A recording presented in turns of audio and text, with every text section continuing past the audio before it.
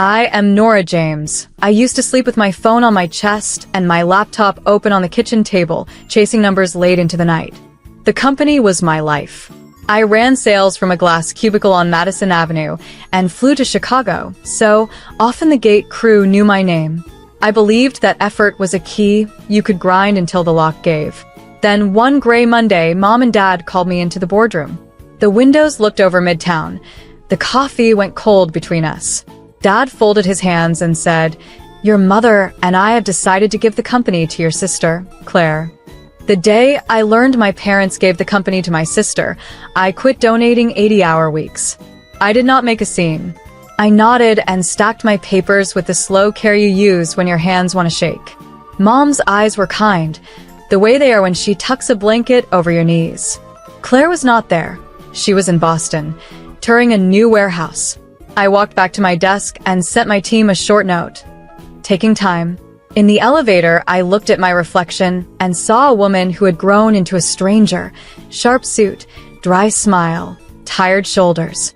Outside, New York roared with cabs and voices, as if the city did not notice my small earthquake. I went home to my house, the one with the navy door and the maple tree out front, and I sat on the floor beside the couch. The air smelled like lemon cleaner and old paper. I opened my savings app, $112,450 in cash, and some stock that would vest next year. I could live. I could think. My brother Michael stopped by after work. He dropped a grocery bag on the counter, milk, bread, a box of raspberries, and leaned on the doorframe like he owned the place. Michael has that gift. He looked at me, then around the room, then back at me. "Home suits you," my brother said, and he meant it as comfort, but for a moment it felt like a label I did not choose. I smiled anyway, because he brought raspberries, and because he once drove through the night to pick me up after a flight was canceled in Chicago. We ate standing at the counter. He told me about a client in Jersey who paid late, and I told him about the boardroom. We did not say the word loss. We said, "It is what it is," the way people in America do when we are trying not to cry. That night I walked from room to room and took stock. My bedroom, small and calm, with the quilt Aunt Rose made. The office, full of binders and quiet dust. The kitchen where I boiled pasta and spread butter on toast when the day had gone long. I wrote a list on a yellow pad titled, "What I Keep." I wrote, my house, my health, my mornings, my laugh, my name. I added money lines, plain and simple. Rent covered. Food budget $300 a month. Hold for repairs $1,200. Emergency fund $10,000. Do not touch. I made tea and sat by the window where I can see the maple leaves. I told myself a truth I could live with. I was not being sent away. I was being set down for a moment on my own feet. The next day, Dad called from Boston. He sounded like he does when he is moving pots around the stove and trying to be calm. "Let high school handle it," Dad said, chasing a thought that did not land quite right. "She's the heir, isn't she?" he added softer. I heard Mom in the background asking him to turn down the heat. I said, "She is," because it was true, and truth is lighter to carry than anger. We spoke about logistics, about titles and keys, and the office plant I kept alive with too much water. When we hung up, I stared at the navy door and felt a small space open in my chest. It was not joy. It was room. Later, I took a slow walk to the river and back. New York was brisk and bright, America buzzing underfoot. I passed a couple arguing about a dog, a woman in running shoes, a man in a suit laughing into the air. I thought of Claire in Boston, strong and smart, ready for the crown I had imagined for myself. I thought of Grace in Columbus, a maker who once told me, "Real work fits in your hands." I thought of Daniel in London, a friend in Europe who had asked if I would ever start something of my own. I did not have an answer yet. I only had the key in my pocket, the weight of $112,450 in my mind, and a quiet house waiting for me to decide what a life is worth when the crown passes by. A week later, Dad rang. I was in my small brick house in Brooklyn, wiping dust from the hallway shelf and straightening the framed photo of Mom on a pier in Maine. His voice was calm, like a lake at dawn. He said the line again, The one that lodged in me like a pebble. Let high school handle it. She's the heir, isn't she? I knew he meant Claire, the one who always won the science fair and could charm a room in under a minute. I said yes because that was the shape of the truth. After we hung up, the house felt very still.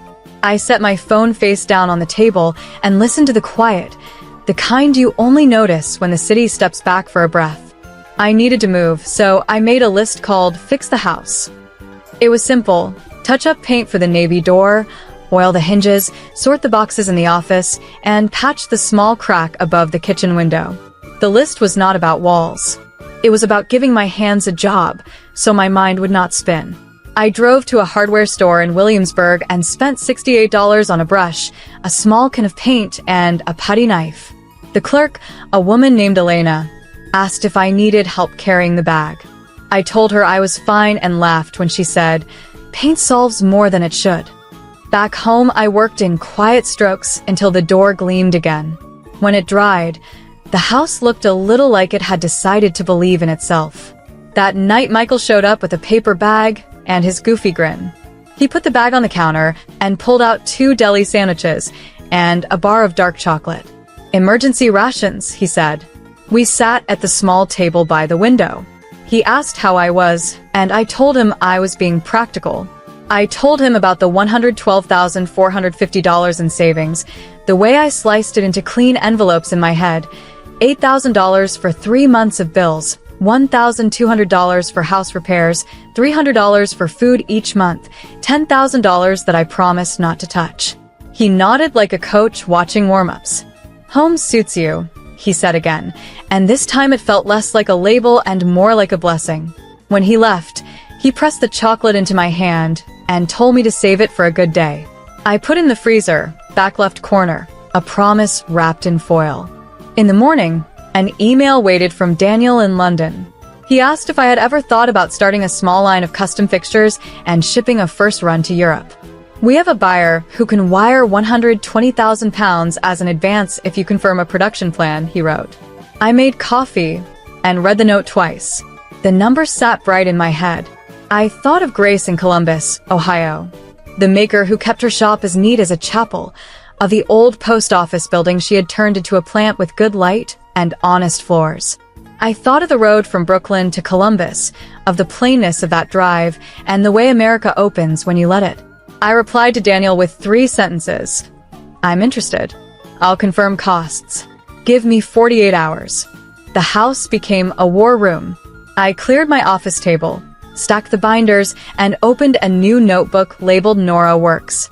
On the first page I wrote, "Plan, not dream." On the second I wrote names, Grace in Columbus for production, David in Chicago for freight, Alicia in Boston for contracts. I called Grace and told her my idea in clean, short words. She listened and then told me the numbers like she was reading a recipe. Tooling and setup $85,000. Units after that $12 each. First run likely 4,000 units. Estimated shipping to New York $3,800. I did the math with my pencil.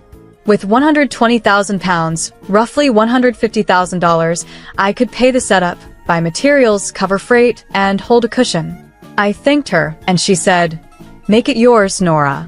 Real work fits in your hands." By afternoon, I had a budget, a draft quote, and a list of risks written in the margin like guardrails. I took a slow walk to the river to think.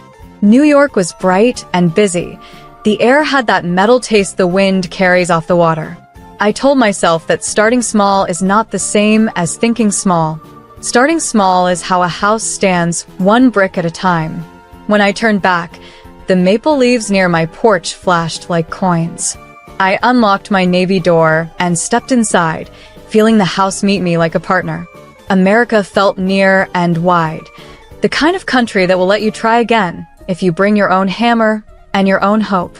I sat at my table, wrote a clean email to Daniel titled Yes, and pressed send. Morning came like a clean sheet. I packed the trunk of my car with a small suitcase, a thermos of coffee, the Nora Works notebook, and a box of sample parts one kept from old projects. I locked the navy door, touched the maple tree for luck, and pulled onto the highway. The road out of New York unspoled in long gray bands. I told myself I was not running away. I was driving towards something I could hold. America opened the way it does when you give it hours, bridges, rest stops, long fields, and towns with neat flags. I kept the window cracked and the music low and repeated my plan like a recipe.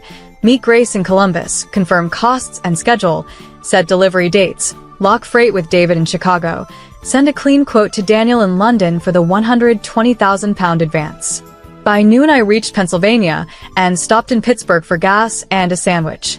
I sat at a small metal table outside the station and ran numbers on my phone. Tooling and setup, $85,000. First run, 4,000 units at $12 each, so $48,000. Freight to New York, $3,800. Labels, boxes, and padding, call it $2,700. I gave myself a buffer of $6,500 for mistakes I could not yet see. Total, $146,000. With the advance at roughly $150,000, I could make it work and have a sliver left for coffee and luck. I texted Michael a photo of the page. He wrote back, "Looks tight but clean. Proud of you." I turned the key, felt the car hum, and went on. Grace met me at the old post office she had turned into a plant. The building smelled like oil and cedar. Light fell through the high windows the way Grace falls, thin and steady. Grace wore a navy work shirt with her name stitched over the pocket. She shook my hand once and got right to it. "You want speed and proof," she said. "I want clarity and prompt pay." We stood by a rolling table and walked through each line. She showed me the die set that would be ours once it was paid for. She showed me the bin system and the quality sheet where a worker initials each step. She was the kind of woman who makes trust easy because she speaks plain. We sat in her tiny office, and I wrote the schedule in my notebook. Week 1 and 2, tooling and sample. Week 3, test run of 200 units. Week 4 to 7, full run. Week 8, pack and ship. I asked for weekly photos and a simple report on scrap rate and yield. Grace nodded and added, "If we miss a week, I'll discount 5% on the balance." I matched her with something of my own. "If I miss a payment milestone by more than 2 business days," I said, "you can pause the line." We shook on it like grown-ups. I wired a deposit of $40,000 for my savings while we waited for Daniel's advance to land. Watching that number leave my account felt like stepping onto a narrow bridge. My hands shook, but I crossed. After we signed, I drove to a hotel off the highway and sent emails from the edge of the bed. To David in Chicago. Hold space for early April freight. Estimated weight 2,600 pounds. Pickup Columbus. Delivery New York. Budget $3,800. To Alicia in Boston. Please review attached supplier agreement and buyer contract. Check the clause on photos and the late payment holdback. To Daniel in London. Confirmed. Production plan, dates, and safeguards. Please wire £120,000 to the account ending in 1442. I'll send photos after the sample passes. He replied fast, even with the time difference in Europe. Approved. Wire tomorrow morning. I walked out to the parking lot for air. Trucks slid past, long and loud. I called Dad in Boston and told him the news. He let out a breath, the kind that turns into a laugh if you let it. "You did this in what, 4 hours?" he said, and I could hear Mom moving pans in the kitchen behind him. "In 4 hours I decided," I said. "It took a week to make it real." He told me Claire had toured the new site and was asking good questions. I felt a warm ease move through me. This was not a contest. This was a map with more than one road. Back in my room, I spread the papers on the desk like a small city and checked every number again. I wrote a list called What I Owe Myself. I wrote, sleep, clear words, fair deals, a house I can walk into without shame. I placed the hotel key on top of the list, like a paperweight that says you are here. Then I closed my eyes and saw the Navy door at home in Brooklyn.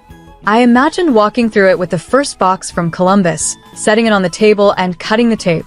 I could almost hear the soft sound the cardboard would make. I could almost feel the weight of the work in my hands, simple, honest, paid for. Morning in Columbus started pale and quiet. I woke in the hotel and opened the curtains to a sky the color of paper. I brewed the little coffee pod, lined up my notes, and read the plan one more time. I kept my words simple on purpose. People do their best work when they don't have to dig through fog. At 9 a.m., I sent Grace a short check-in. Tooling green, sample by Friday? And she wrote back, on it. I took that as a bell starting the day. I ironed my white shirt with a hotel iron, slipped my notebook into my bag, and drove to a quiet co-working space near the river. My pitch to London was at 11 a.m. here, late afternoon there in Europe.